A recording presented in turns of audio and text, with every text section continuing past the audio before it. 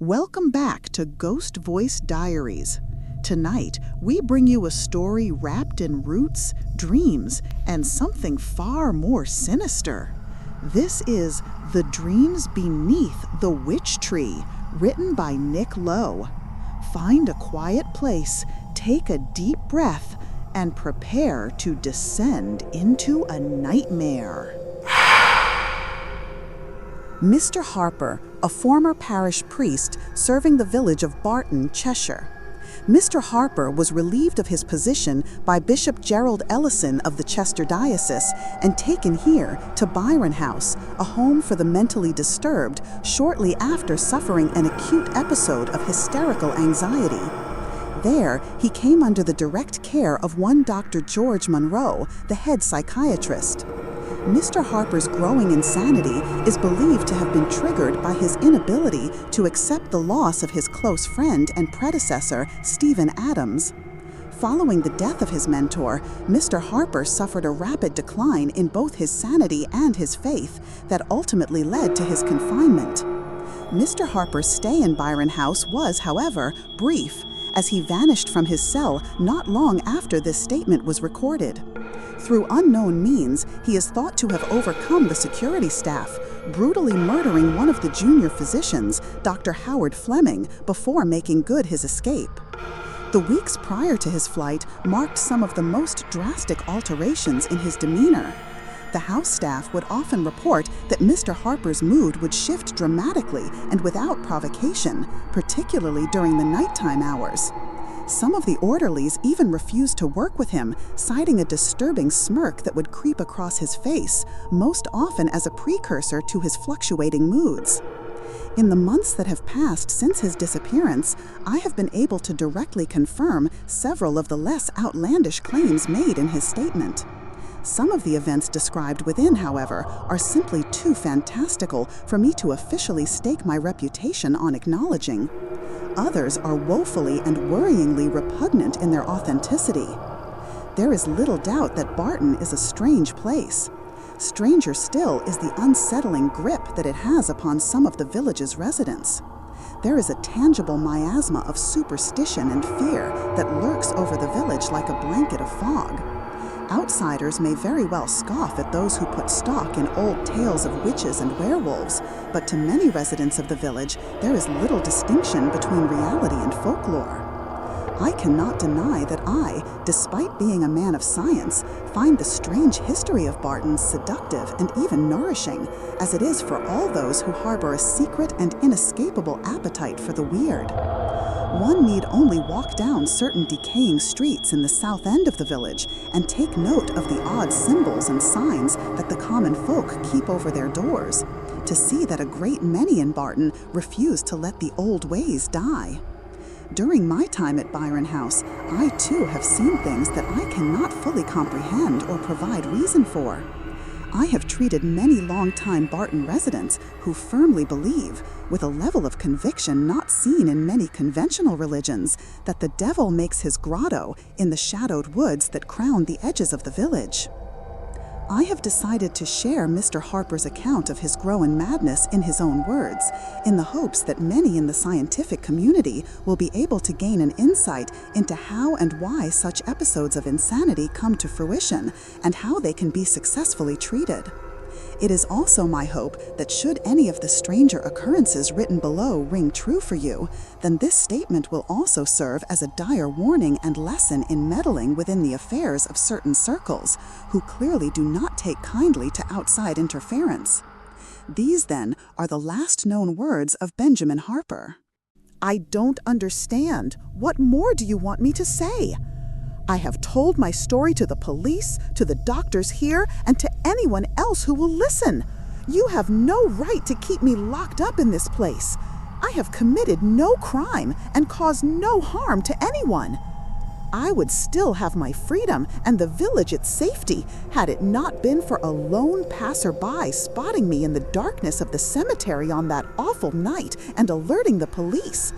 This whole affair would have been covered up and be done with, and you would have remained blissfully ignorant to my involvement in the matter had those blundering bobbies not interfered. You say I am mad? You may well be right.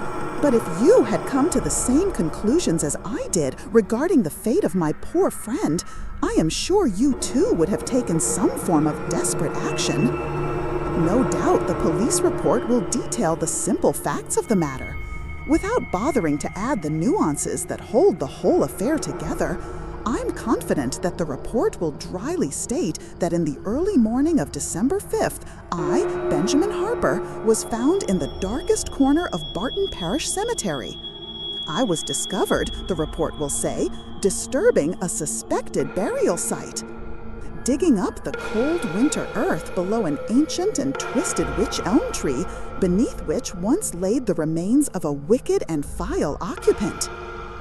It will also state that, in a fit of unrestrainable rage, I attacked 2 policemen with a shovel, rendering them unconscious so that my grim labor could be completed without interruption.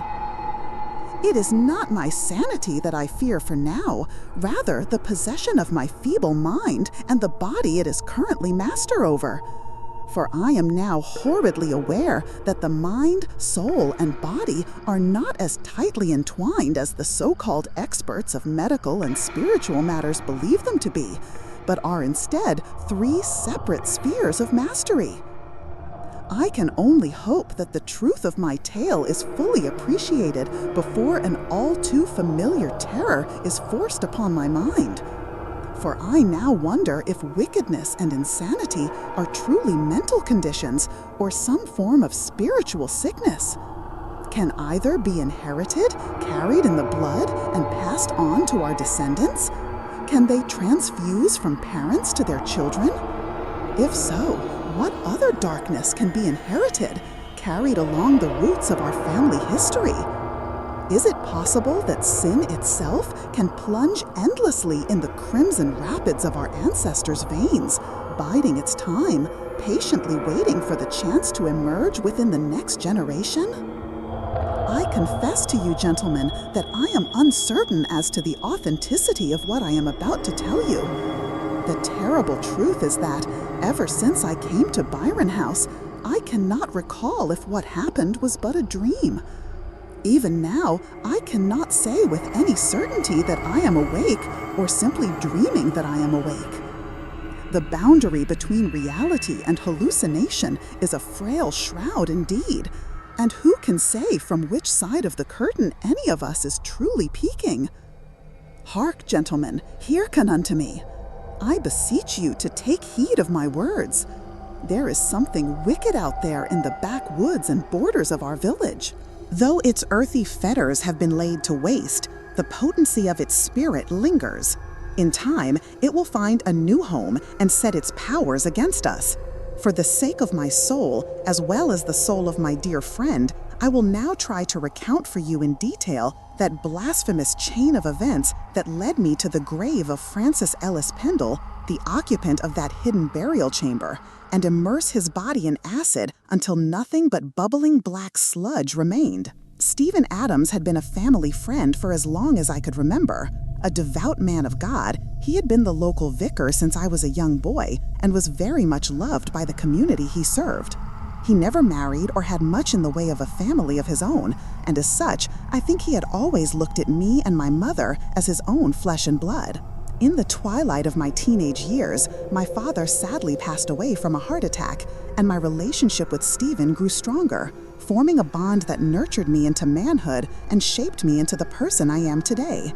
For this, I owe Stephen a debt of gratitude, one I hope I came close to repaying when I finally destroyed the horror that had inflicted itself upon his life on that lonely December night. Stephen was a true paragon, godly, honorable, and wise. He was devoid of vice and all the other flaws inherent in most of us.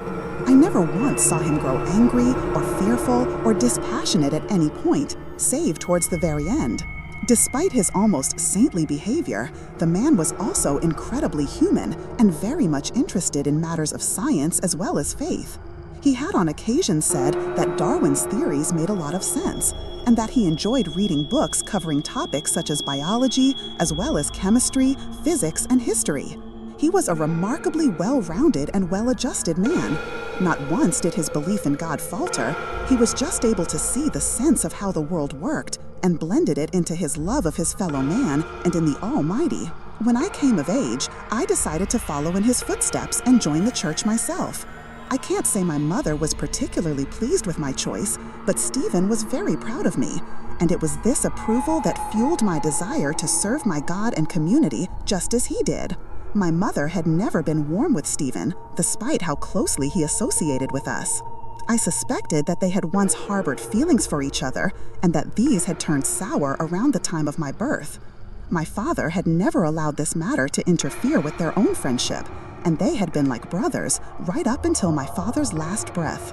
It was Stephen who had been at my father's deathbed, who had spoken kind words into his ear as he gasped for breath, and who had given a moving eulogy as his casket was lowered into the ground. I don't recall my mother ever mentioning my father's death after the funeral, nor had I once seen her cry or lament his passing. She simply grew colder and more distant with the people around her, including both me and Stephen. As such, I didn't feel burdened by my decision to leave her and Barton behind. My heart wasn't heavy at the thought, but rather the opposite. Stephen assisted my decision to join the ministry, and as I spoke to several authorities from the Diocese of Chester and attended an interview with my bishop, my resolve to become ordained only grew stronger. By the time I had secured my place at the Theological College in Worcestershire, my mother had slowly come to terms with my choice, but I never received her blessing or encouragement for treading the path I was determined to embark upon. Worcestershire wasn't close to Cheshire. A 5-hour train journey was required whenever I wished to visit my family home. I remained in contact with Stephen weekly via letter, and regularly, a handwritten note in a telltale stiff card envelope would arrive for me in the post. Our correspondence wasn't particularly thrilling, but it was welcomed as his letters of encouragement helped to guide me through the more difficult parts of my study and fire up in me a conviction that only he could coax. Months of grueling study passed me by, and I am not too proud to admit that I occasionally regretted my choice. During these bouts of demoralization, I would call my mother, who would delight in such talk and beg me to return home. A gesture I found bemusing, considering her absent feelings for me were part of the reason that I chose to leave Barton. It was Stephen's letters, however, that held me back and kept me upon the path I had chosen for myself. On rare breaks, I would return to Barton for brief stays and would check in on my friend, and we would chat about the various topics we had discussed in our exchange of letters. Stephen's main areas of interests had changed drastically in the months I had been gone, and he was now ferociously researching local Cheshire history, in particular our folklore and other esoteric matters, the details of which were lost on me. I would make a token effort of visiting Mother, but the blanket of cold repression that fell across the kitchen as we sat there in silence over a pot of tea was becoming more and more unbearable. Once or twice, I felt as if she wanted to tell me something, but she would stop herself before anything significant left her lips, and she would instead inquire sarcastically as to Stephen's well-being before reaffirming her objection towards my study. But as time passed, these sojourns to Barton ceased altogether, as I threw myself deeper into theological pursuits, relying solely upon Stephen's letters to keep me informed about how my mother was faring.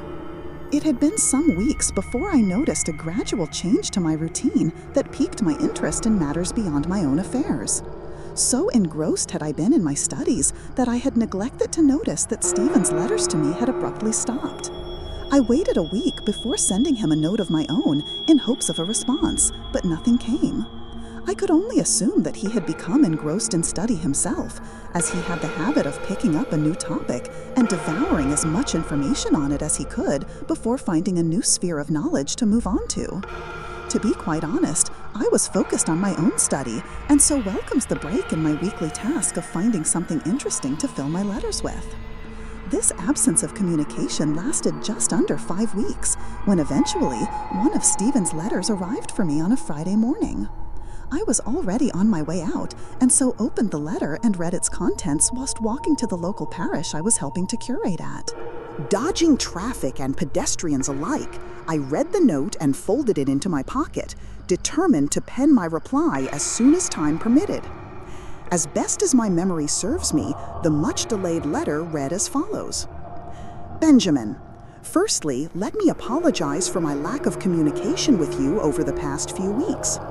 I have, as you may have figured out for yourself, stumbled upon a fascinating area of Cheshire history that our own parish was directly involved in some 2 centuries ago. Now, I understand that this is hardly an excuse for neglecting you, and I sincerely apologize if my absence has caused you any worry. Please read on, and I shall attempt to explain. I have been investigating our parish's history, and in doing so, come across an obscure piece of information that points to a witch trial taking place within our community, well after the Witchcraft Act of 1735 had forbidden all forms of necromancy and sorcery from being punishable crimes. How scandalous! To think that our dear community of Barton was involved in some sordid affair, well after such matters had ceased to be acknowledged by the Crown. Details are sketchy, but it seems much of the affair was conducted in secret, and many later records destroyed in order to prevent the facts surrounding it from ever resurfacing. Now, here comes the really intriguing part. The individual tried and executed for practicing witchcraft is none other than a distant relative of mine on my mother's side, one Francis Ellis Pendle. This is how I was able to unearth certain details, as they have been sat in my family's records for over a century. The whole matter has me deeply excited, and I am currently waiting on several sources to provide me with information on various subjects, but I believe I am close to worming out the truth. I have reason to believe that this ancestor is buried right here, in the parish cemetery. Try as I might, I cannot find a grave. But from what I have read, witches were sometimes buried in unmarked plots, a curse upon their names, and a final punishment for trucking with the devil. It was also a precaution, for if any of their coven could unearth the remains, they could restore them to life, or so the folklore goes. But here I am, getting ahead of myself again. How have you been, my boy?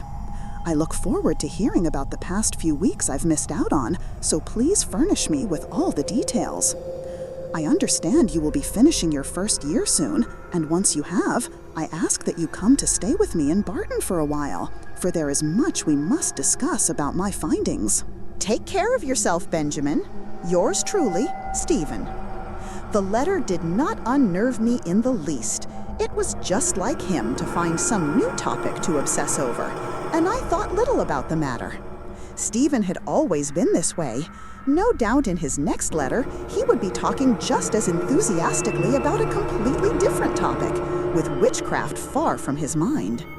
I wrote a meager reply that night, nothing terribly fancy, just a passive interest in what he had mentioned, and also a little update on how my own studies were progressing.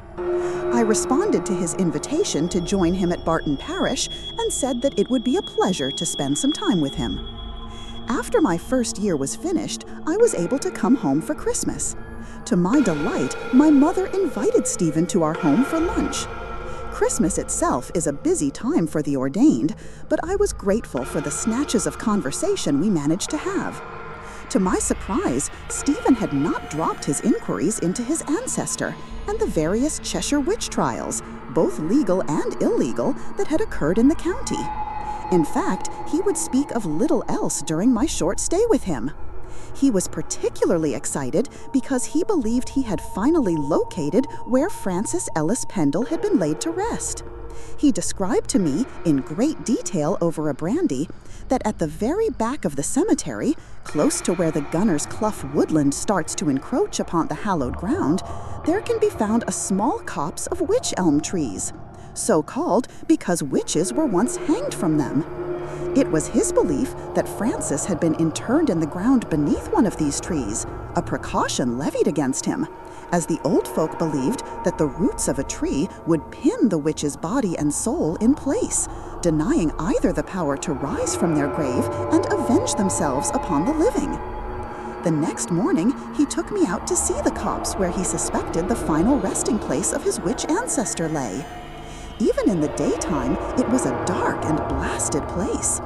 The trees looked more dead than alive, with twisting dry branches that groaned like the creaking of a floorboard as the wind lightly danced around them. Here, somewhere beneath the dark ground, Stephen was convinced that the body of Francis lay. I cannot say with conviction that even then I was worried about him. I had convinced myself that his interest was purely historical. He was nothing more than an enthusiastic amateur. In hindsight, however, the warning signs were undoubtedly present. I would come and visit Barton sporadically during my second and third years at the college. I think I was subconsciously outgrowing the place, but in the best possible way. I was shaping into the man I always wanted to be, and I felt renewed by my growing independence from both Stephen and my mother.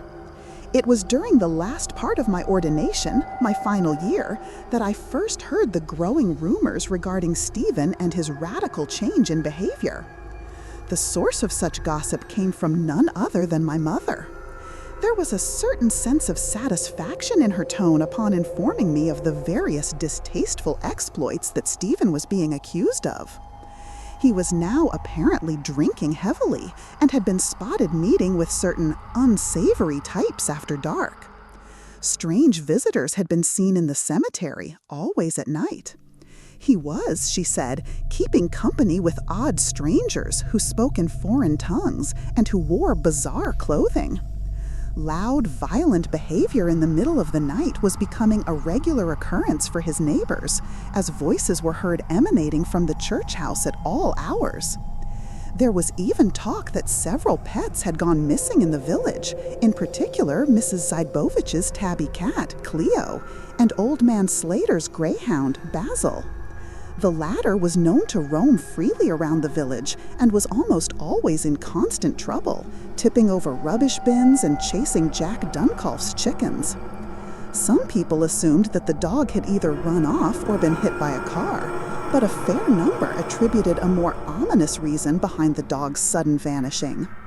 The cat, however, was rarely seen outside of the Zaibovich home. Many assumed that the eldest son, Ian, was the culprit. The boy had always had a cruel streak and was disliked by almost everyone in the village, including his own mother. But when the decayed, headless body of a cat and the severed head of a greyhound were found casually discarded in the Gunner's Clough by some local children, the day after Walpurgis, many began to suspect that Stephen's sinister new acquaintances were responsible. The most disturbing revelation, however, was that Stephen's face appeared to have taken on a rather unusual countenance, a kind of sardonic smirk that greatly unnerved those who saw it. By all rights, the expression was wholly alien to the man, and when seen, it appeared to twist his face to such an extent that he looked like a stranger. The bishop of the Chester diocese had issued him with a formal warning about his behavior, the outcome of which I would soon learn of. At the time, I found all of this impossible to believe. The evils being attributed to my friend were nothing more than village gossip, I believed, and the usual Barton superstitions, something for the old codgers to grumble over whilst deep in their cups, and I refused to accept the rumors or take the matter seriously. Soon enough, however, I too became embroiled in the abnormal changes in Stephen's life. Again, there was a period of time where I didn't receive regular correspondence from Stephen. In fact, these periods had grown more frequent. But I admit that I was beginning to grow worried as the rumors regarding his behavior churned over in my mind, and the large gulf between his letters was growing ever wider as time passed. I hadn't received a letter back from him for a very long time, perhaps 4 months. But when I finally did, it was far more disturbing than anything I had ever read from him, and it filled me with an urgent need to see my friend and assist him however I could. It arrived for me unexpected, much like the previous one I have described, and despite looking like a letter from Stephen, it was so hastily scrawled that for a few seconds I thought it written by a stranger. Benjamin, I'm afraid to tell you this, but I fear I have led myself down a dark and winding path. So far have I descended into darkness, and so deeply have I gazed at the blackness, that I wonder if I will ever be able to find my way to the Lord's light. My meddling in the past affairs of the parish and my own family history have brought me nothing but misery. I am doomed. It's the dreams, Ben, the hideous dreams. I dream constantly, so much so that I can no longer tell what is real and what is fantasy. I dream often of a cold, godless place, devoid of warmth and comfort.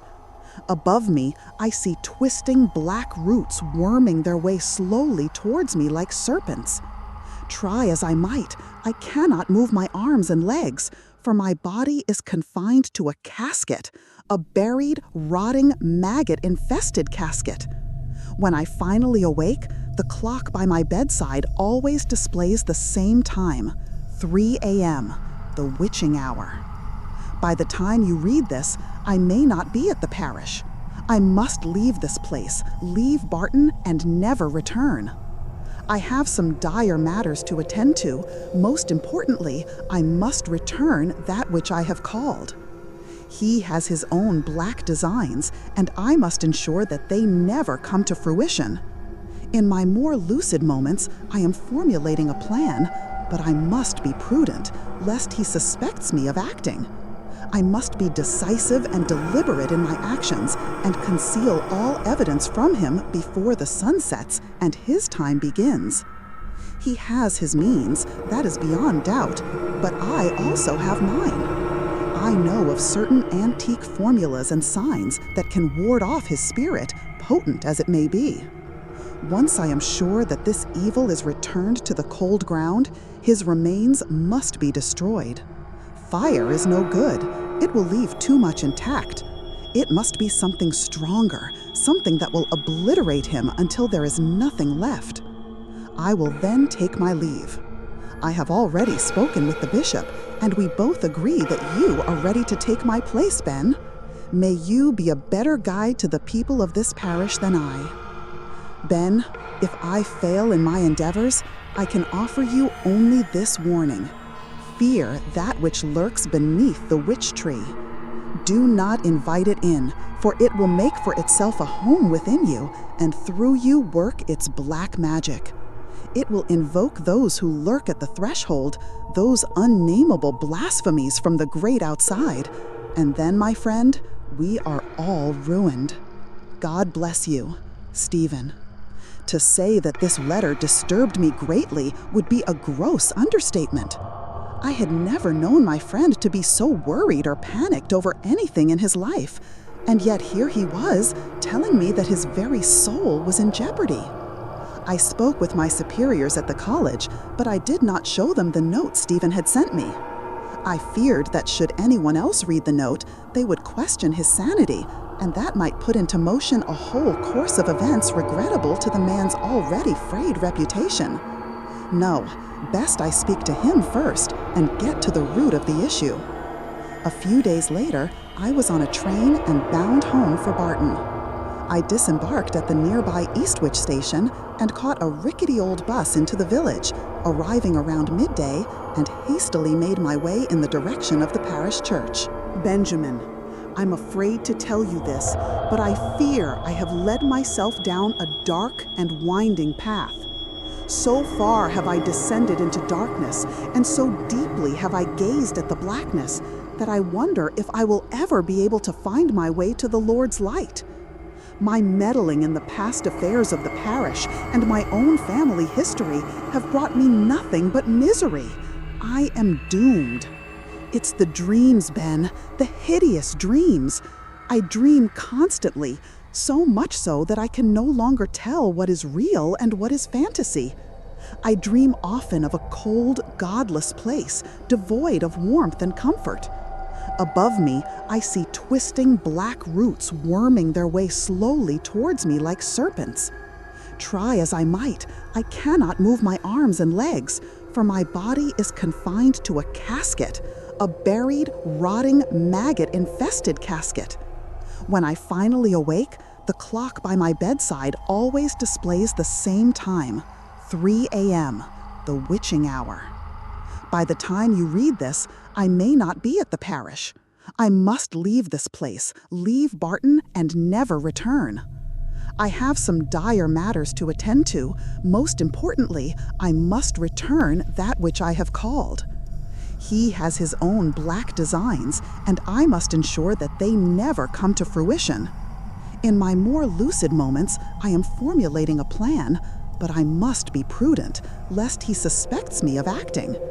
I must be decisive and deliberate in my actions and conceal all evidence from him before the sun sets and his time begins. He has his means, that is beyond doubt, but I also have mine. I know of certain antique formulas and signs that can ward off his spirit, potent as it may be. Once I am sure that this evil is returned to the cold ground, his remains must be destroyed. Fire is no good.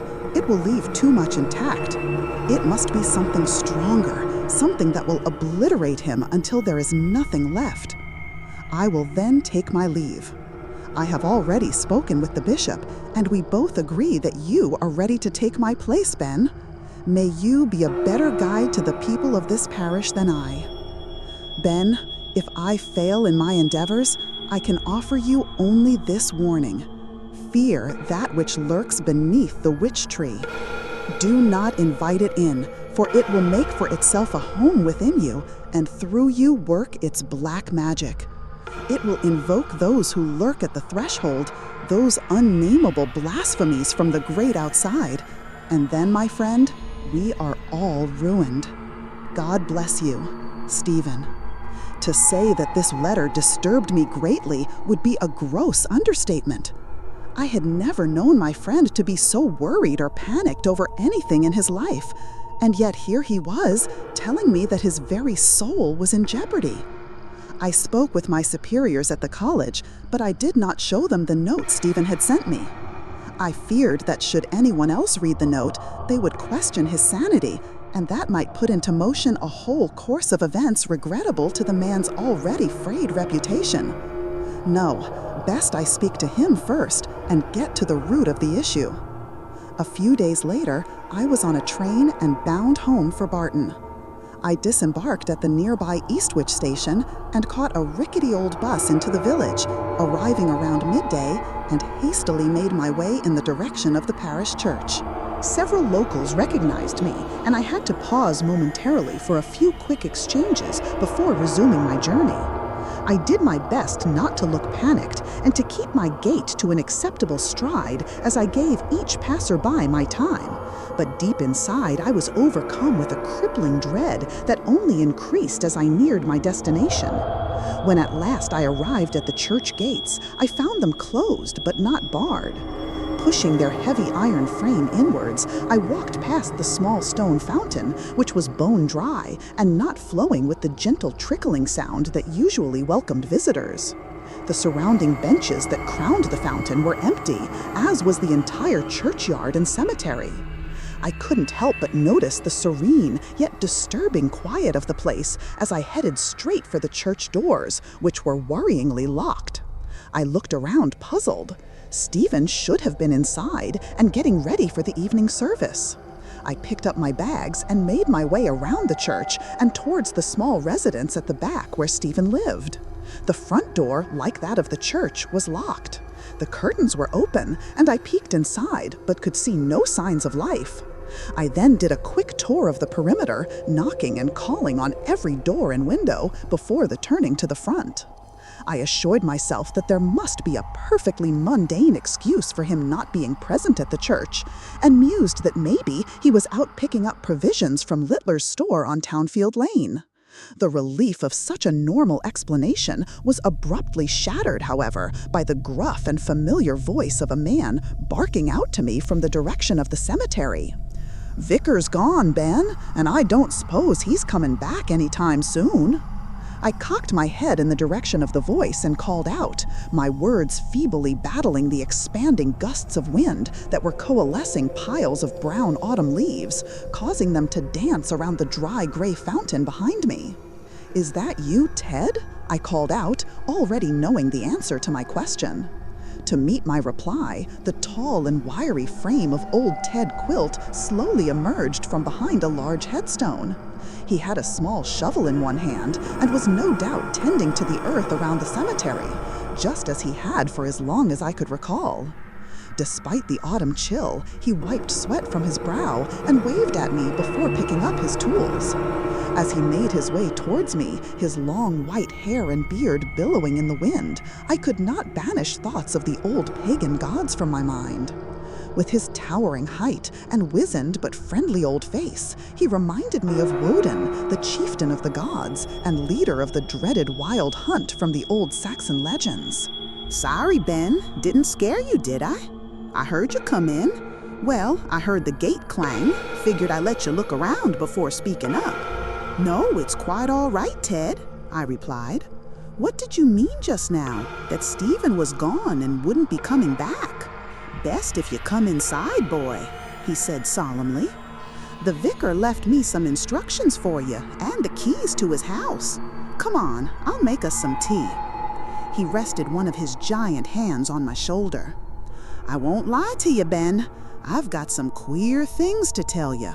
With that, he pulled the front door key from the back of his tattered trousers and unlocked the front door of Stephen's house, causing the lock to make a heavy clunking sound as the door opened ajar. He entered, and I followed behind, still confused as to what I could have missed in the time since I last heard from Stephen. Ted immediately headed for the kitchen, where, true to his word, he put on a pot of tea and then sat down to roll himself a cigarette whilst waiting for the tea to brew. Hungry? He turned to ask me, scraping his tongue across the cigarette's paper skin and gesturing to some biscuits on a nearby plate. Later, perhaps, I replied with a weak smile. The smell of the brewing tea filled the room and offered me a little comfort. Stephen had always appreciated a strong tea. I placed my bags down and looked around the room. It was exactly how I remembered it, untouched and impeccably clean, as was Stephen's fancy. Ted looked quite out of place in such an uncluttered arena, with his wild beard and dirt-stained clothing. He didn't say anything to me, engrossed as he was in his cigarette rolling, which caused me to grow a little impatient with the man. Look, if something has happened to Stephen, you have to let me know quickly, Ted. What is it? He proceeded to pour 2 cups of tea, and after passing one along with a small jug of milk, he struck a match and lit his cigarette before leaning back in his chair and sighing. There isn't an easy way to say this, Ben, so I'll just come out with it. Stephen has left the parish.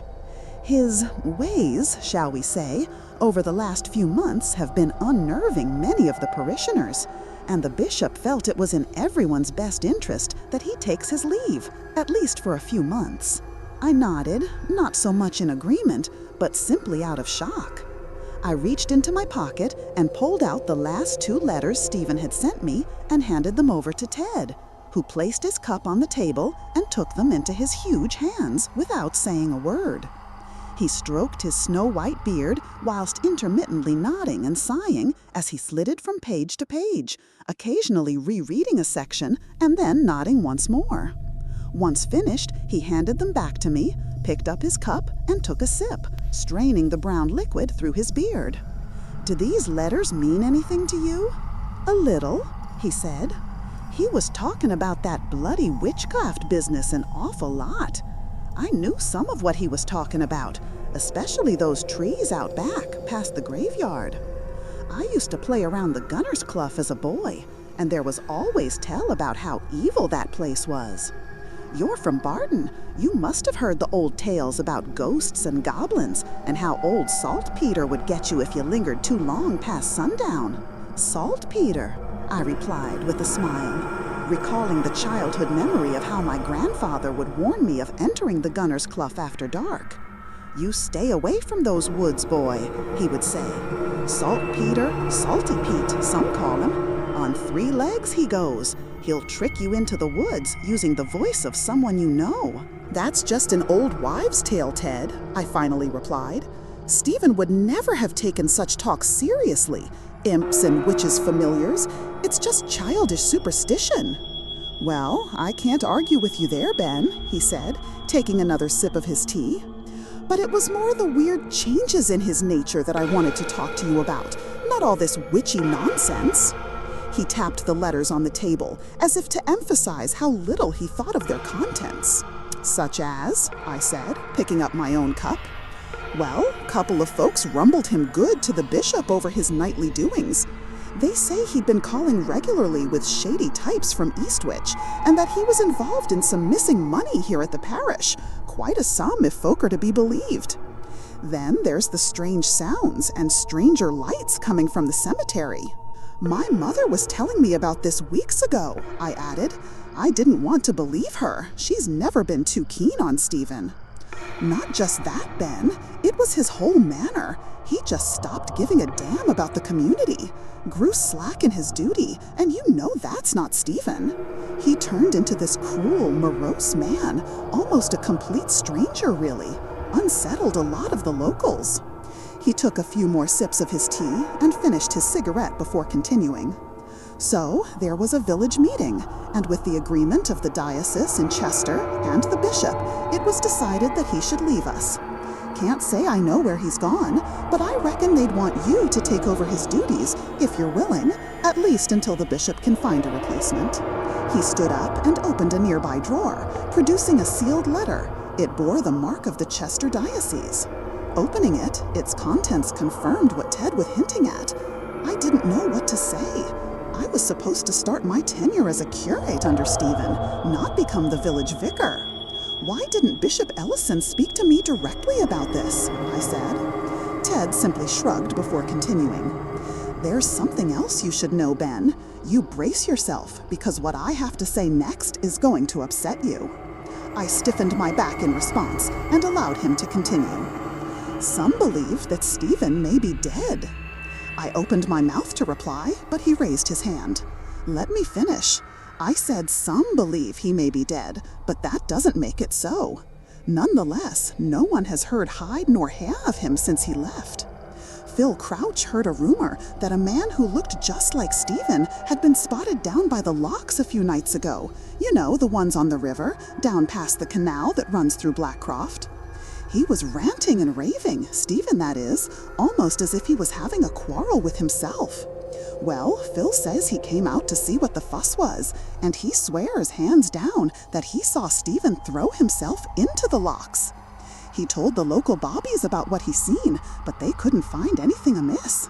I thought you should know, lest you hear it from someone else in less favorable terms.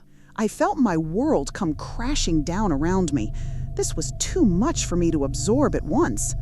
Every man, be he a saint or a sinner, has his share of faults.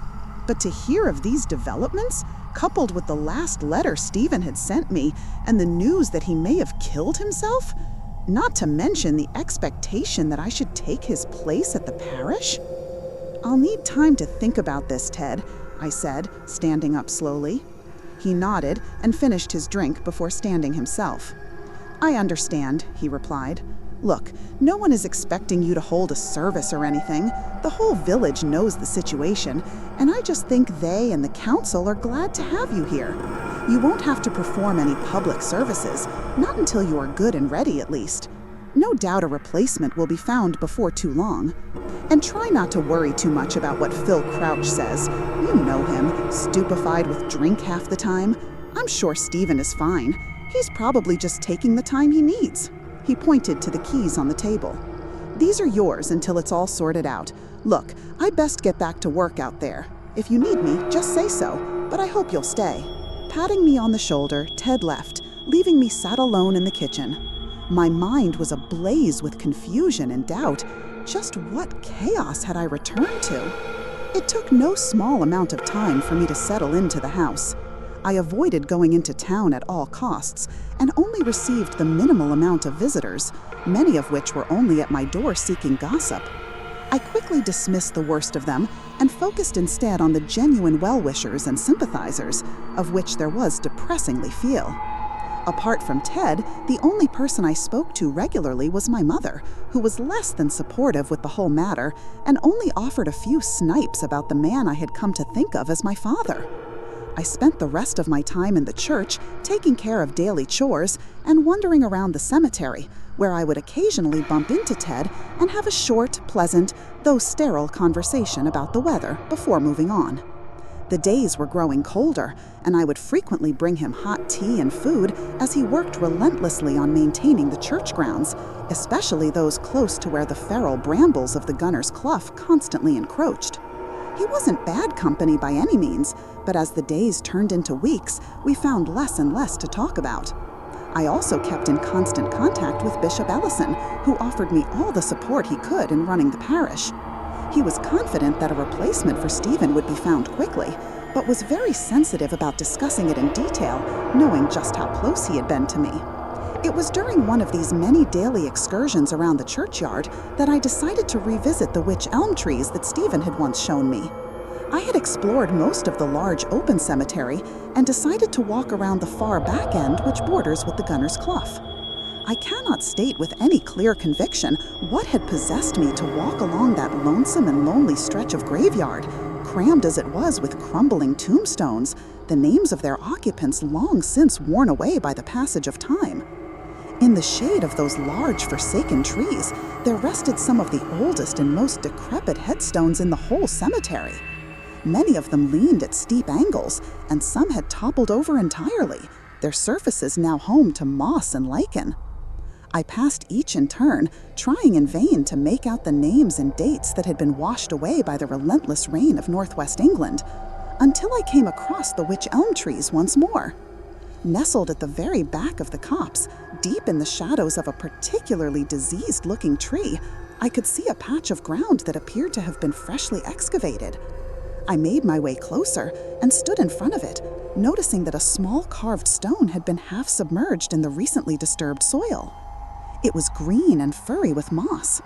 I bent down and I ran my hand around it and found the clumps of moss growing upon its surface easy enough to pull off. Beneath the vegetation, I could spy that there was an inscription and a date chiseled into the sandstone underneath, where the moss had preserved it. Here lies Francis Ellis Pendle, beloved by the devil, unforgotten by his disciples, 1751 A.D.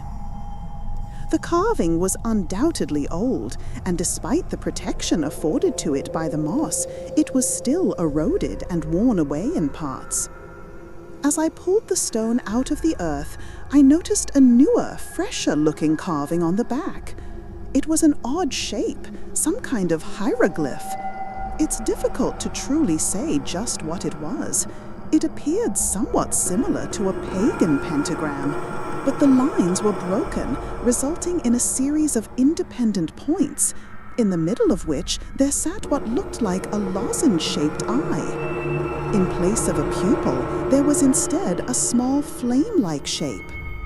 The symbol must have been heathen in origin, for I had never encountered its like in all my years of religious studies. The whole stone was perhaps only 10 inches in height, hardly what one would call a tombstone, but appearing to hold the same purpose. Instinctively, I dropped the stone close to where I had found it and rubbed the dirt off of my hands. I felt as if I had just come into contact with something unmistakably evil, as if my very soul had been touched by the hoary and eldritch nature of whatever darkness it had been used to commemorate. It was then that the words from Stephen's last note crept into my mind. Fear that which lurks beneath the witch tree. Do not invite it in, for it will make for itself a home within you, and through you work its black magic. The hour was growing late, and the dimming sun caused the darkness of the Gunner's Clough to wash over me, enveloping me within its black folds.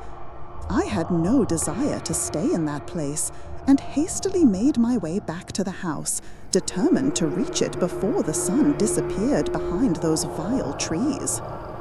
Once inside, I breathed a sigh of relief, and then set about preparing myself a supper of some toast and fresh tea. Try as I might, I could not banish the warning from Stephen's letter. Eventually, Perhaps driven by a need to see if I had remembered his words correctly, I took the bundle of Stephen's letters from the kitchen drawer, where I kept them tucked away beneath some parish leaflets, and sifted through them until I found the one that mentioned Stephen's talk of witchcraft. I unfolded it and reread it until I came to the passage with the warning. I had indeed remembered it verbatim. Unnerved, I folded up the letters and hastily placed them back into the drawer. A moment later, Ted came into the kitchen, grumbling about the cold and wiping his mud-stained boots on the doormat. He nodded and helped himself to the tea I had brewed before sitting himself down and pulling out his tobacco to roll himself a cigarette. I waited a few minutes for him to progress halfway through his task before broaching the subject of Stephen and his strange decline. "So, Ted, did Stephen ever mention a grave to you, one out in the yard close to the woods?" He put his tobacco down and nodded. I saw him looking over it a bunch of times. He told me it was the grave of a witch, hung for his crimes hundreds of years ago, one of the last in England, he reckoned. And that was what he was studying before this change of character came over him? He nodded again and lit his cigarette with a match before extinguishing it with a shake of his hand. "Studied is one way of putting it. Obsession would be another. You know he converted the cellar of this house into some kind of study? A library, I guess you could call it. Filled it with all sorts of queer-looking books. Latin, I reckon. Not unusual for a vicar, I guess. But some of 'em is written in German, and others in languages I can't begin to understand. Not only that, but he moved all kinds of bloody chemicals and equipment into there too. Can't really say I recognized most of it. Place stinks to high heaven."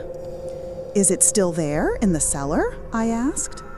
"No, I reckon he took almost everything with him when the bishop told him to leave. Might be some bits and pieces down there, but you'd be lucky to find much." We both then sat in silence, Ted turning his attention to a local newspaper folded on the table, and myself to my thoughts. The next day, acting largely upon a hunch, I contacted the Eastwich College and asked to speak to their head, who turned out to be a rather jovial man called Lee Humphrey, who was all too happy to answer any and all of my questions. Over the phone, he confirmed a suspicion of mine that he and Stephen had had some mild correspondence concerning lab equipment and various chemicals, compounds, and acids. He reeled off several overly long and complex names, oblivious to the fact that I was totally ignorant of what he was speaking. I thanked him and hung up the phone, a few more pieces of the puzzle slotting into place in my mind. The distance between them, however, was too great to form a larger, cohesive picture. Witchcraft and science, chemistry, an obsession with a 200-year-old hidden grave? How did they connect? Determined to uncover more, I decided to visit the library Stephen had set up and then dismantled during that time we were separated. The entrance to the cellar was in the kitchen, behind a narrow door that I first presumed to have been a broom cupboard. It concealed a flight of cold stone steps that led to a distinctly dank and musty underground room. A few cramped shelves on the walls either side of the steps housed a collection of mundane objects, candles, dried-out paint cans, and the like, but also, luckily, a working torch. I took the ladder and switched it on as I descended the steps. The cellar wasn't very far down, but the low ceiling above the steps was frighteningly claustrophobic, and I was forced to cock my head to the side to avoid banging it on the wooden beams. I reached the bottom and found an open doorway to my right, which led into a very simple square room that, like the stairs, possessed an oppressively low ceiling and a strong, musty scent. I entered the cellar, relying upon the feeble cone of sickly yellow light emanating from the torch to make out any firm details from the malaise of murky darkness beyond. A large, rotting wooden table served as a centerpiece for the room, and there were rows of badly handmade shelves lining the back wall, sagging and leaning at odd angles. The shelves were mostly barren, but there was evidence in the dust that a large collection of books had once stood here, and a bare steel skeleton of chemistry equipment and a few empty bottles sat on the desk. As I moved the light around, it reflected off several large bottles on another shelf to my right. Large, thick, almost barrel-like. Most were full of clear yellow liquids. Others were nut brown oil in color. A few were marked with hastily scrawled labels that read Royal Water. Beyond the collection of chemicals, there was a door that appeared to lead out of the cellar. This confused me, for I could not recall any outside entrance that led to the cellar beneath the house. The door itself looked ancient, with its rusted bolt and handle barely holding on to the crumbling wood to which they were both crudely nailed into. As I moved closer to it, the light from my torch caught something carved into the frame above the door. It was that curious star hieroglyph I had seen on the stone above the grave of Francis Ellis Pendle. I ran my finger along the carving, almost as if to ascertain that it was real. As my finger traced the freakish shape, I felt a chill creep over me, the same chill that had caused me to flee from the shadows of the wych elms. This time, I refused to let the fear grip me, taking the door by its rusted handle and pushing it inward. To my surprise, the door did not lead to the outside of the house, but instead revealed another set of stone stairs leading further down into the earth. The odor that assaulted my senses as I took a solitary step towards those stairs was foul. It was a putrid stench, unlike anything I had ever smelt before.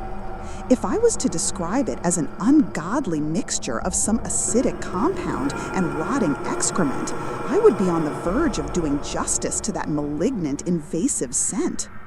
I instinctively took a step back and raised my hand to cover my nose, as if it would somehow relieve me of the burden of breathing in that foul and fetid air. For a brief moment, I considered turning around and leaving the cellar, but out of burning curiosity, I slowly started to descend those awful stairs. What lay at the bottom is something that will haunt me until my final days. For laying beyond was a second chamber, not unlike the first. But whereas the above cellar space had been converted into some kind of perverse amalgamation of esoteric library and alchemist's laboratory, this hidden chamber was nothing less than the devil's workshop. Strange images were carved and painted onto the walls, many of them resembling the hieroglyph I had seen on the meager gravestone of Francis Ellis Pendle. There was little to tie the various pictographs together. Some depicted spheres or eyeballs. Others were long, snake-like tendrils that curled upon themselves to create a rudimentary alien text. As I edged further into the room, I could make out various objects nailed to the ceiling. Some were rusted tools, like the kind you would find at a slaughterhouse. Others were odd assortments of twigs held together with twine, creating shapes that had a vague human outline to them. The crowning horror, however, was the table. This long stone edifice was less a desk and more like a butcher's slab, stained a hideous reddish-brown all over. There were grooves carved into the table's surface, all of which culminated towards a round hole, underneath which a rusted iron bucket had been attached. It was from this bucket that the stench appeared to originate, and bending down to inspect its contents, I could see the glistening, rotting hind limb of a dog. Maggots wriggled across its surface, burrowing in and out of the putrid flesh. I felt bile rise in my throat, but I managed to keep it down and continue my investigation. Like the room above, there were shelves fitted to the walls, but these were not bare, instead being filled to the brim with various manuscripts, papers, maps, and glass jars. The whole scene had an unmistakable sense of the bygone laid over it, as if it had sat here undisturbed for centuries. Among the papers and jars, I found a small linen bag tied with a piece of string. A brown stain on the bag's underside made me think twice about opening it, but I eventually found the courage to do so. Inside were numerous small white objects that looked like tiny stones, but upon tipping the contents out and inspecting them with the torch, I found to my horror that they were children's teeth. Maggots wriggled across its surface, burrowing in and out of the putrid flesh. I felt bile rise in my throat, but I managed to keep it down and continue my investigation. Like the room above, there were shelves fitted to the walls, but these were not bare, instead being filled to the brim with various manuscripts, papers, Macs, and glass jars. The whole scene had an unmistakable sense of the bygone laid over it, as if it had sat here undisturbed for centuries. Among the papers and jars, I found a small linen bag tied with a piece of string. A brown stain on the bag's underside made me think twice about opening it, but I eventually found the courage to do so. Inside were numerous small white objects that looked like tiny stones, but upon tipping the contents out and inspecting them with the torch, I found to my horror that they were children's teeth. The smell was becoming unbearable, and I had no wish to linger further. Deciding to abandon my investigation, I spied a small frayed notebook left on the right-hand corner of what I now thought of as a vivisectionist's table. For whatever reason I could not then fathom, the curious woodblock image on the front must have caught my eye, and I picked the book up and tucked it into my jacket before making my way back to the sanity of the house above.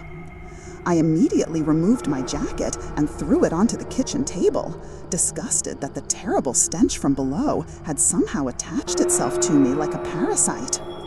I then methodically opened all the windows of the house, hoping that the chill air would purify the hideous odor that had made a nest for itself in my nostrils.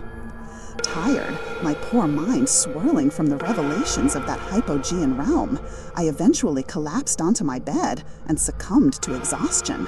I cannot say how long I had been slumbering when the first of those terrible dreams came to me. My sense of time had been grossly warped by my exploration in the cellar, but it must have been quite sudden, as the sun was still in the sky when I finally jolted awake, my pillow wet with sweat. It is impossible for me to tell if the dreams were brought on by Stephen's final letters, or if that hidden chamber below the house had awakened something macabre and unwelcome in my imagination. I found myself standing within the cemetery outside, only it was different. The land around me was sparser, with fewer tombstones jutting out of the soft mossy ground. The gunner's clough lay before me, its outline far more feral and foreboding than it had any right to be. The sky above me was a blackened abyss, punctured by thousands of twinkling stars that glittered and gleamed from the great beyond. The fat silver moon slowly crept above the tree line, casting its pale white light upon the cemetery, causing long, deep shadows to detach from the headstones and crawl upon the ground towards me. I took a few steps back, but they still found me, chilling me as they swept over my feet, legs, and body. Then, out of the tangled briars he came, hopping and gamboling out of the brambles, the awful form of saltpeter. On 3 legs he danced, the sleek body of a greyhound, upon the neck of which there leaned and swayed the head of a cat. His eyes were milky orbs, faintly illuminated like phosphorus toadstools. From his feline jaws there dripped a reddish, clear syrup that hissed as it hit the sanctified ground of the graveyard. He momentarily ceased his insistent frolicking to scratch himself, but I could see that it was his missing back leg that was attempting the impossible task. A raw, bloody stump that gesticulated feebly towards the source of his irritation. Then, beyond the twitching imp, I could see another figure, a man. Even at this distance, I could make out the repulsive details of his form. He was tall and thin, his long, slender fingers like twigs. His lengthy nose and sunken eyes were clearly visible through the cemetery gloom. Worst of all, a sardonic and wolfish grin lay stretched across his face. There was a hunger in that smirk, a deep and terrible burning hunger. Then Saltpeter ceased his scratching, and in a hollow voice that somehow sounded like my mother's, spoke these words. "Come, child. Come, we have marmalade and marzipan and all manner of baked treats for you. We have seed cakes and toffee apples, all that your heart desires. Come with me into the forest, and I will show you delights beyond your dreams." I felt myself being pulled towards those honeyed words, all the while the tall, sinister man said nothing, only grinning at me from beneath his wide-brimmed hat. I can't," I stuttered. It's dark, and my mother will want me home for supper." "Supper?" replied Saltpeter, his rotting pale tongue licking across his chops. "Oh, we shall have supper, won't we, master?" The imp then looked up towards the terrible man, who stayed silent while nodding his head in agreement. I tried once more to turn away, but my feet were spellbound, marching me towards what I knew to be my demise. "Mother!" I cried out. "Mother, please, I am scared." The terrible man laughed as Saltpeter rubbed himself upon his master's blood-stained breeches, a wheezing purr emanating from his twisted form. "Mother!" I cried once more, the words mercifully pulling me back from the precipice of my dreaming madness. "Mother!" I whimpered, awake now and once more in my bed. To say that the dream, the nightmare, had unnerved me would be a lie. In fact, it was all I could think of for the next few days. I did not dare to sleep again on that first day, and instead plied myself with the strong Turkish coffee that Stephen had kept hidden away for special guests. When I finally did succumb to sleep the next day, my dreams were less vivid and mercifully brief. I felt the presence of Saltpeter and the terrible man on several occasions, but managed to awaken myself before they could make themselves known. I also dreamt often of the Gunners' Club and of the outright copse of wych elm trees that lay beyond. The manuscript I had taken from the hidden cellar chamber lay forgotten on the kitchen table during this haunted time, until by chance, a week or so later, I happened to find it beneath a small pile of local newspapers that Ted had been collecting. I was once again taken aback by the grotesque, demoniacal woodblock printing on the front of the manuscript. Sitting down and inspecting it further, I could see roughly a dozen or so figures depicted in the image. Most were what I would describe as crones and hags, many of them riding upon the backs of black goats and other less discernible creatures. Various furtive, demoniacal characters were also shown, some of them dancing and copulating with the crones in disgusting detail. Around them were various smaller figures, I guess you would call them imps or familiars, of varying anatomy. Many of the figures were oddly named, the text appearing next to them to be what I took for some form of early English. Queer titles such as Pewwacket, Grizzle Greedagut, and Peak in the Crown. But one of the odious creatures had a name next to its image that caused my heart to jump in my chest for a moment. The image was that of a three-legged hound bearing the head of a cat. Next to the beast lay the words, Salty Peter. I paused for a moment, images of that terrible nightmare playing out in my mind like a perverse pantomime. I glanced back at the yellowed manuscript. There was no title on the front, so I slowly peeled back the first page, and there, printed in bold black, lay the words, The Sussex Manuscript, Cultus Maleficarum. No author or date appeared anywhere in the front or back of the manuscript, but as I flicked through, it opened on a section roughly half of the way through. This particular chapter must have been referenced many times, for the manuscript almost appeared to want to open at this point. I glanced down and saw the title, Calling Upon Thy Black Imp. It almost looked like something out of a cookbook, a repulsive recipe that was half profane culinary instruction and half magical incantation. Odious images accompanied the next page, showing a gnarled crone gleefully chopping up the bodies of rabbits, cats, dogs, and cows with an oversized meat cleaver. I decided to put the manuscript in the kitchen drawer next to Stephen's letters and did my best to banish its foul images from my mind. Days and then weeks passed by, and eventually I managed to put most of the past behind me regarding the horrid manuscript, as well as Stephen and his strange turn of personality. The dreams lingered for a while, but eventually they released me from their grip, and my sleep grew more restful. I resumed my duty as a stand-in vicar with a renewed gusto and opened the church. At first, the locals were slow to return, but as word spread, my Sundays were soon busy, and I found myself welcoming faces new and old to my service. I allowed myself to forget about all this talk of black magic and imps and witches that had plagued my return to the village, and instead focused on serving my community with the help of a few curates appointed by the bishop to assist me. I even found the courage to descend once more into the cellar and bricked up the entrance that led to the hidden room beyond. Thoughts of Stephen still occasionally crept into my mind, of course, typically in the form of short dreams I still experienced from time to time, but these were less disruptive than my prior nightmares, being less sinister in nature. I had resigned myself to the awful truth that I may never see or hear from Stephen again, and so spent more time with my mother and rekindled a few friendships in the village that had grown cold whilst I was away studying. I grew keenly aware that I was being groomed by the diocese to replace Stephen as the parish priest, and struggled with my conflicting feelings on the matter. I had managed, however, to develop a firm mental robustness that permitted me to carry on with my new daily routine, growing my flock and welcoming the Lord's light and forgiveness into the hearts and minds of my community. Sadly, this period of respite would abruptly end with an event that was singular in its horror and absurdity.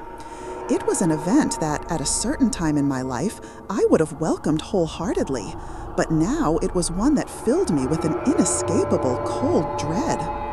For the first time since returning to Barton, I finally received word from Stephen, a note that plunged my mind back into madness.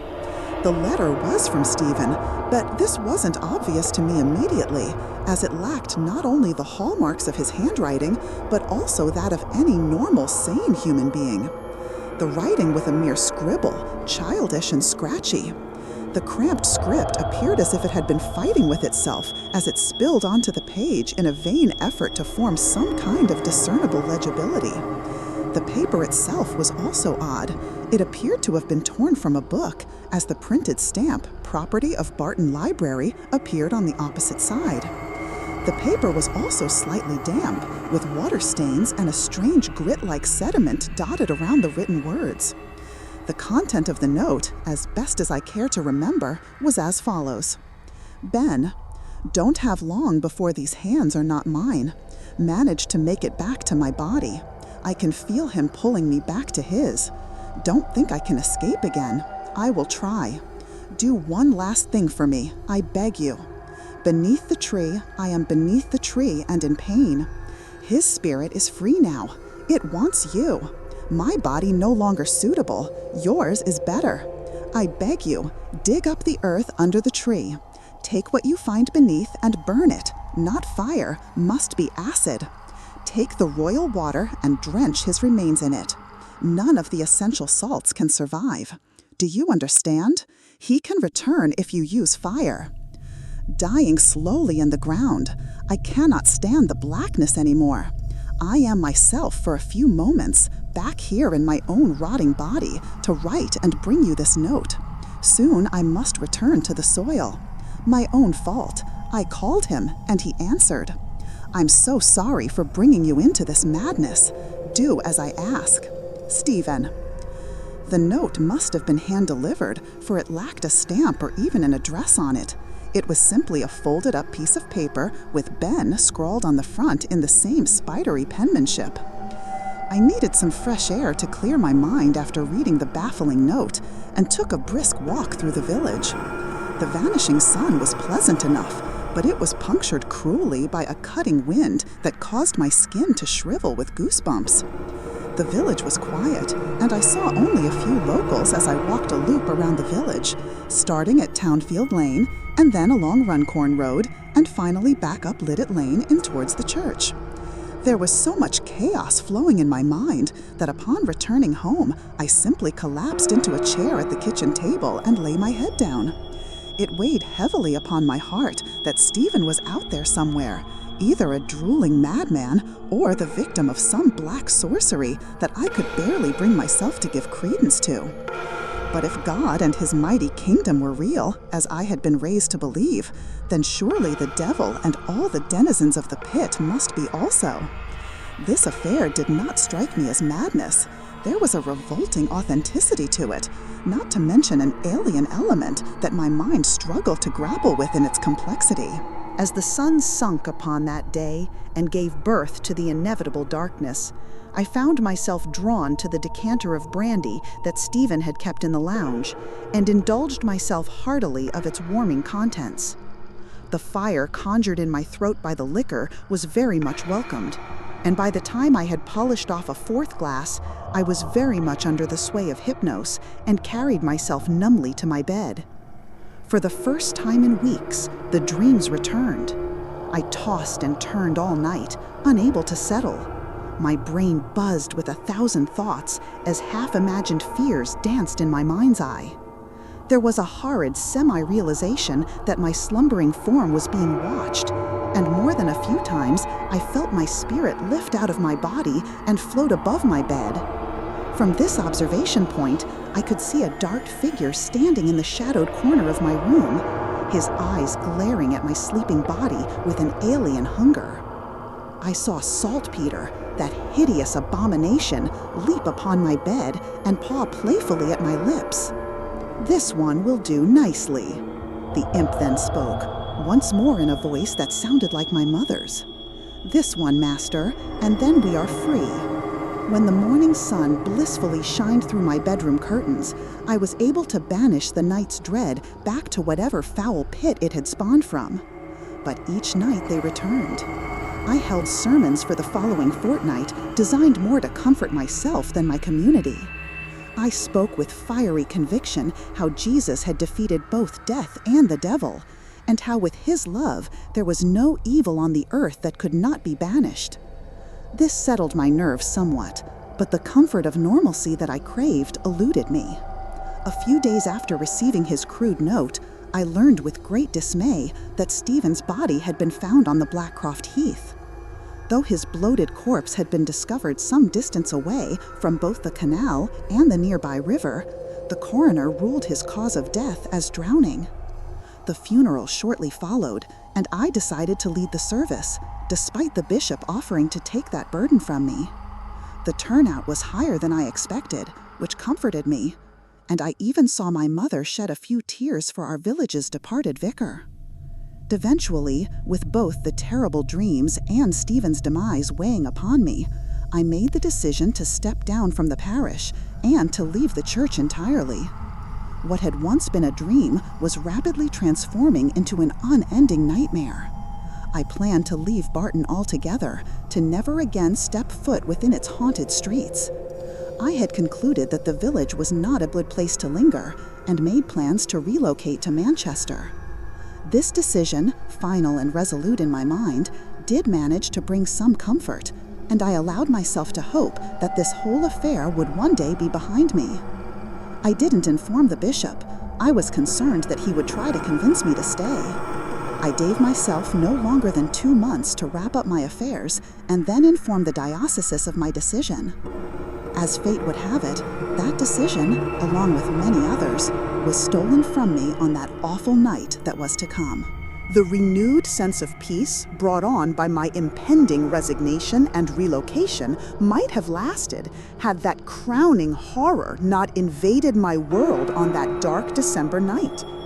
I had retired to bed early, but the constant lashing of the rain had been relentless all day and was set to continue throughout the night. I slept fitfully and in sporadic episodes of thrashing, for I was experiencing the most vivid and horrid dream imaginable.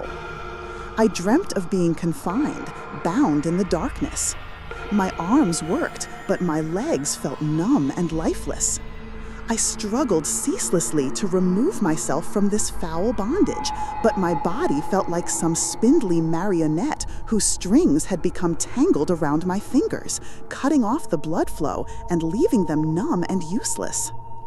After what seemed like an eternity, I somehow managed to muster what little strength I had and force my form through the cracks of my prison.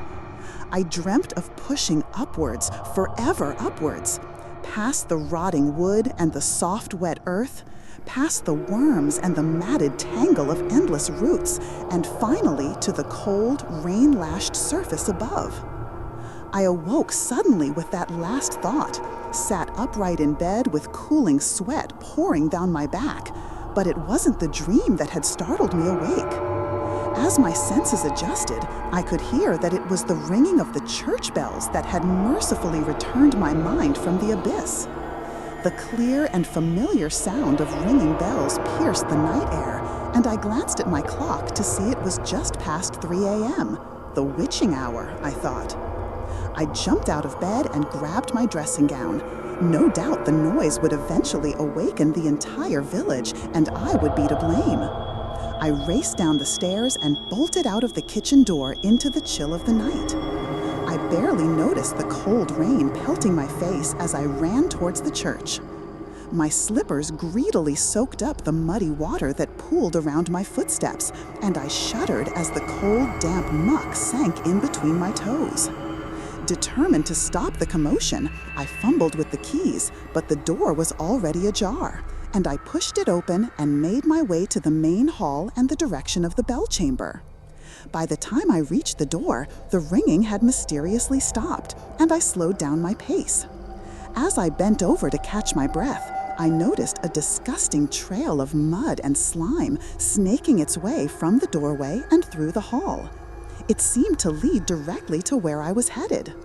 I kneeled and swiped my fingers through the baffling sludge. It possessed a charnel stench, not unlike that fetid aroma that had sickened me in the cellar that terrible day. I immediately pulled a handkerchief from my gown pocket and wiped the horrid jelly from my fingers as best I could. I was determined to find out the cause of the ringing, but it crept over me that there was perhaps a mundane, yet still unnerving explanation. Suppose someone had broken in and was using the bells as a diversion while an accomplice robbed my home, I thought. Still, as much as I would have liked this solution as fact, I felt compelled to investigate the muddy trail. There was little of value in the house that a thief could steal, and even if it was true, I had no desire to confront a burglar in the dead of the night. I therefore slowly entered the tenebrous chamber that housed the bell ropes beyond the main hall. There was a feeble sliver of light that glowed through the window from the street lamps outside, and I could just make out the basic parameter of the chamber. I was certain that no one else was in the room, and I carefully walked deeper in the darkness to inspect the 6 ropes. All were unmoving except one, which swayed gently in the dark. Just like the floor outside, there was a smear of foul-smelling mud over the ground, as well as on the moving rope. I placed my hand upon it, and it stopped swaying. Then, just as I was considering leaving, I suddenly became aware of a shape on the ground in the far left corner. My eyes were still adjusting to the dark of the room, but at first I fancied it looked like a mud-stained bundle of rags and twisted sticks. But as I inspected further, a creeping horror washed over me, along with a terrible recognition of what I was seeing. What did I see?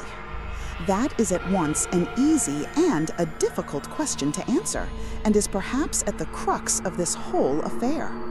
For lying on the ground in front of me, face, or should I say skull, pressed to the stone floor, was an ancient collection of decayed bones and mummified flesh. Chunks of stinking, sodden earth and flayed, tattered skin were wrapped around the grisly mound of necrosis. It was a brown, spindly thing, more bone than meat, with a whitish, cracked dome for a head. Wrapped around its spine, close to what once passed for a neck, was the rotted, damp rope of the hangman's noose. It was then that I heard a muffled and strained sound emanating from the skeletal horror that lay at my feet. It was at once a whisper and a growl, human and bestial, disembodied and echoing all around me, yet at the same time focused upon that mass of rags and fused bone. The noise ululated into a cry that shook me to the very foundation of my soul, for the voice was that of Stephen Adams. The corpse thing before me issued forth a single sentence before growing still and silent once more. "Ben, for the love of God, please." Those who have bothered to speak to me at any length know the rest of my story. Half mad and howling with a volatile mixture of fear and fury, I retrieved the yellow chemicals from the basement and, together with the rotting bundle, threw their contents into the self-exhumed grave of Francis Ellis Pendle. At some point, 2 police officers accosted me, but I managed to overcome them and continue my grisly task, dissolving the whole mess into acrid sludge. I watched it bubble and froth into the black soil as the earth reluctantly absorbed the disgusting mass. Despite the obvious horror, I felt a great relief wash over me. The chaos of the past months of my life came sharply into view, like a knot unraveling before me. Madness gave way to clarity. Though this is the end of my account, it is not the end of the matter. For there was no doubt in my mind that beneath that lonesome wych elm, beneath the cold earth of that hidden grave, the soul of my dear friend Stephen Adams had lain incarcerated for months in silent torment. He had called up the wicked soul of his ancestor for whatever purpose I can now only guess at. He had not been strong enough to put down that which he had called forth and paid for it with his life and soul. A terrifying spiritual transfusion had taken place. Pendle had taken Stephen's body, and Stephen had been forced into Pendle's. At some point, Stephen had managed to take control of his own body long enough to hurl it into the churning waters of the river, hoping to end that evil which had made a home for itself within him. Stephen had been reduced to a mere consciousness as Pendle's spirit roamed freely.